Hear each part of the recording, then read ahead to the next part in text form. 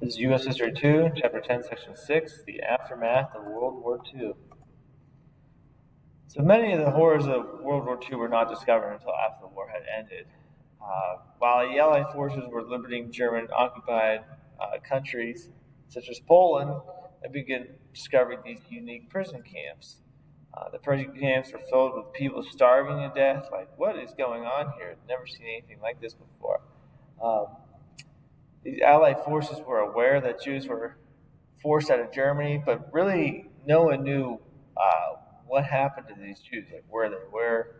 Um, Hitler had ordered all these Jewish people to be sent to these concentration camps outside of Germany because Nazis believed they were an inferior race and were to blame for Germany's problems. Nazism is largely based on the German race.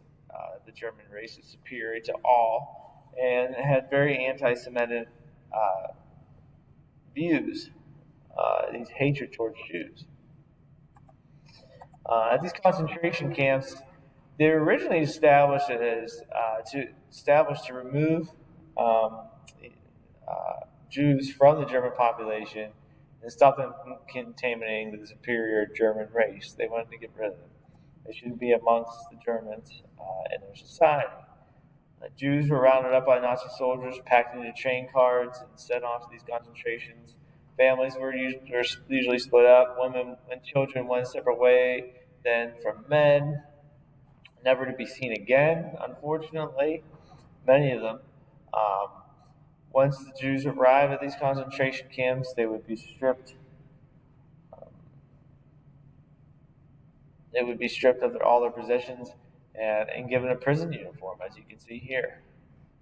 All their stuff they would bring, personal items, all of that would be uh, taken and put in a room and melted down and sold uh, because it was usually something gold or something precious.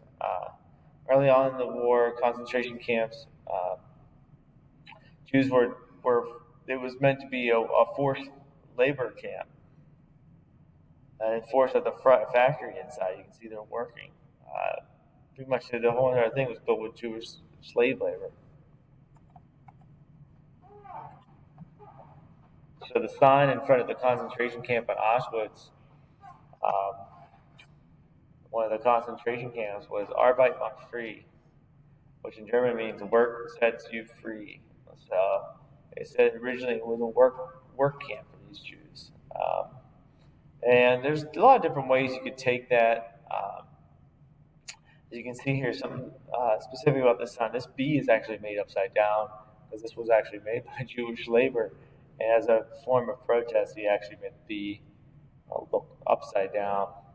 That's why it looks that way. But yeah, there's a couple ways you could take that saying, like because they were pretty much working themselves to death, and death will set them free, or since they're such evil people, if they work enough, they were thought to be such evil people. If they work enough, they will be freed of their sins, kind of a thing. So there's lots of different ways. But these Jewish concentration camps were always a horrible place to be sent because they were sent against their will. But as the war went on, less supplies were coming in. These Jewish people were not being fed as much as they should. You can see how skinny they are. And more Jews were getting packed in, the more Germany would take over a place. Um, they would send the Jews from that area to the concentration camps. So more and more Jews came every day. They weren't just from Germany. There was about 23 major concentration camps with many more smaller ones. It's called subcamps. A lot of them were established in Poland. That way, they wanted because that's a region where they didn't really want the Allies to know what they were doing because I think in the back of their minds they knew what was going on. If they would have done this in France, the Allies would definitely got word of this. Um, but the Nazis, the war is very expensive. They couldn't spend any more resources creating more concentration camps and guards and supplies with this massive influx of Jews daily. So Here's a map of these concentration camps. You can see this is Poland. A lot of them were there. Um, so all the ones that started dating this were concentration camps. As you can see from the major cities, that's where they would go.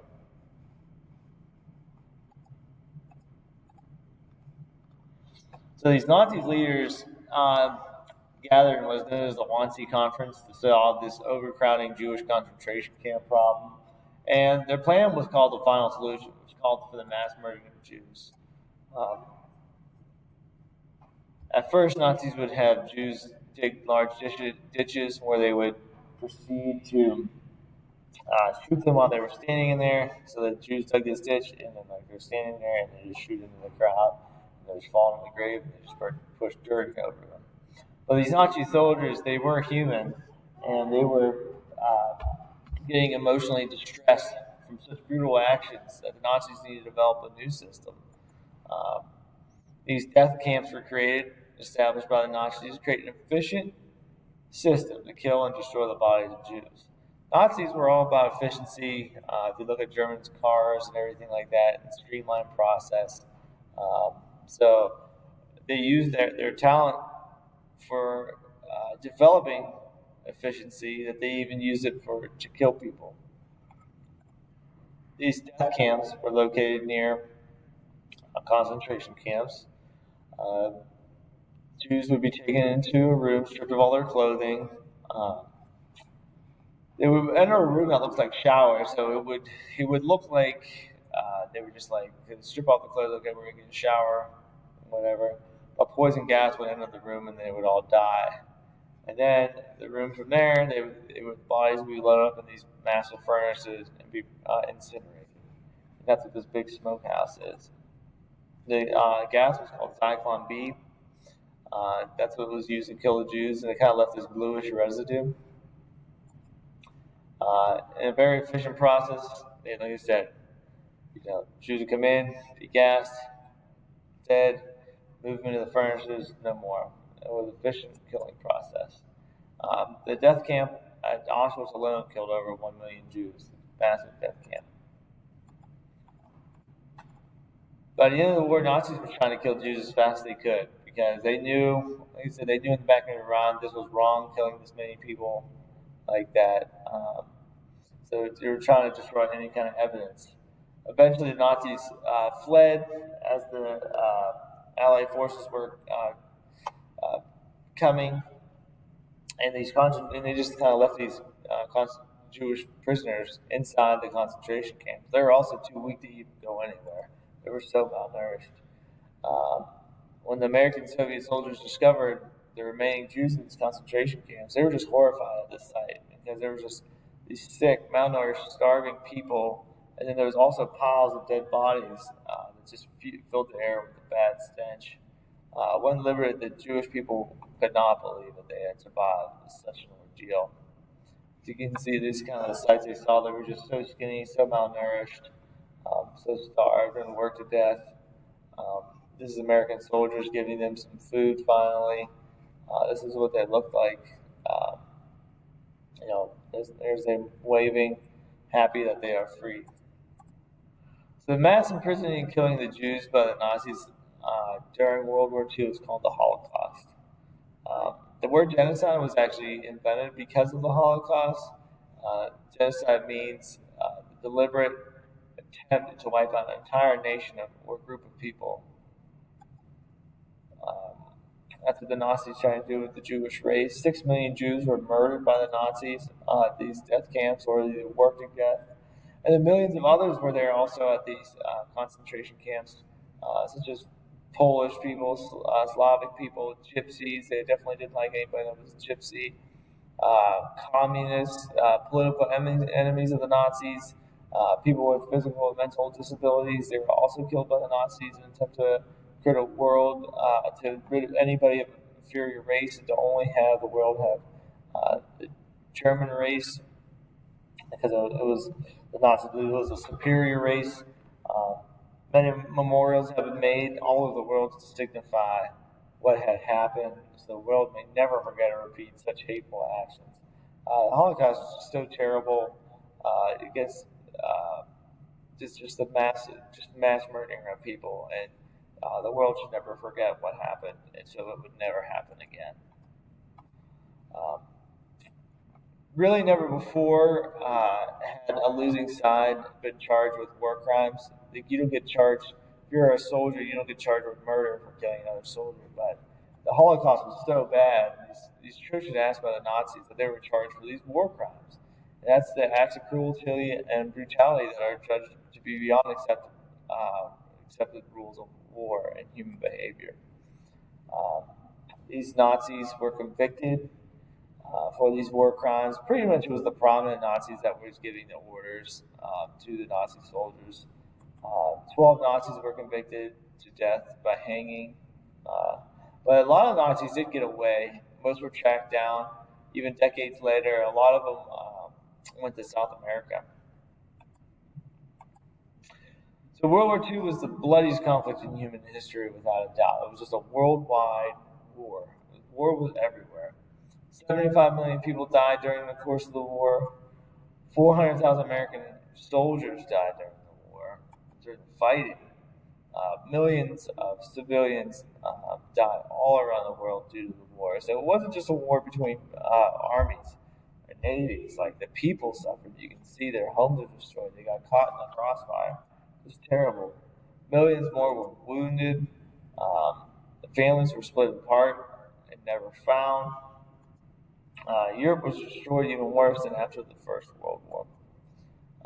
Japan was absolutely decimated because of those atomic bombs, and they completely had to rebuild. Um, so the Allies were left to pick up the pieces after the war. Even though they're victorious, they had a lot of work to do. Prime Minister Winston Churchill, President Harry Truman, and Joseph Stalin met in Potsdam, Germany. It's called the Potsdam Conference, and they were discussing what to do with Germany because they had occupied all the lands in Germany. The German government, the Nazi government, was no more. Hitler was dead. So what to do with Germany? Um, while they were discussing this, President Truman had shared with Stalin and Churchill that the United States did have nuclear-powered weapons.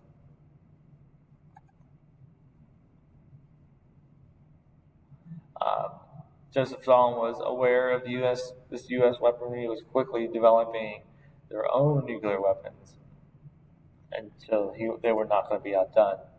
So this was really the start of the Cold War, um, which we'll get into the next chapter.